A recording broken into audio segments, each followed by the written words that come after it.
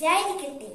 സമർപ്പണത്തിനായി മാറ്റിവെക്കപ്പെട്ട ഒരു ജീവിതം, ആത്മസമർപ്പണം കൊണ്ട് സാക്ഷ്യം നേടിയ ഒരു ജീവിതം, സത്യം, നീതി, സ്നേഹം, സാഹോദര്യം തുടങ്ങി ക്രൈസ്തവ മൂല്യങ്ങൾക്ക് വേണ്ടി നിർഭയം പോരാടി മരണം വരിച്ചവർ വിശ്വാസ സാക്ഷ്യത്തിന്റെ മേഖലയിൽ രക്തസാക്ഷികളായി സഭ ആദരിക്കുന്നു. ആ നിലയിൽ പ്രഥമ വാഴ്ത്തപ്പെട്ട രക്തസാക്ഷിയാണ് സിസ്റ്റർ റാണി മരിയ. ബിജിനോ, സത്ന എന്നീ സീറോ മലബാർ മിഷൻ രൂപതകളിലാണ് സിസ്റ്റർ റാണി മരിയയുടെ പ്രേക്ഷിത പ്രവർത്തനങ്ങളുടെ 16 വർഷവും ചിലവഴിച്ചത്. അവസാനത്തെ 2 വർഷം ഇന്നോ രൂപതയിലാണ് സേവനമനുഷ്ഠിച്ചത്.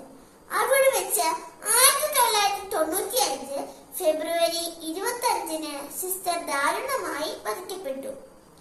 ക്രിസ്തു ഉയർത്തിപ്പിടിച്ച ഉന്നതമായ മൂല്യങ്ങളുടെ ആഴമായ ബോധ്യവും വിശ്വാസവുമാണ് ഒരു ക്രിസ്തു ശിഷ്യ എന്ന നിലയിൽ അവയ്ക്ക് വേണ്ടി നിലകൊള്ളുവാനും ജീവാർപ്പണം ചെയ്യുവാനും സിസ്റ്റർ റാണി മരിയയെ പ്രചോദിപ്പിച്ചത്.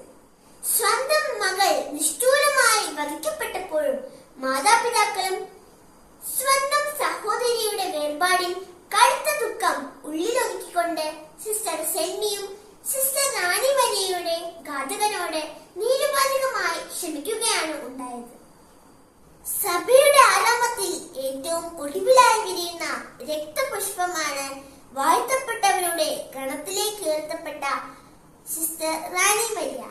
നന്ദി, നമസ്കാരം. ജയ് ക്രൈസ്റ്റ്.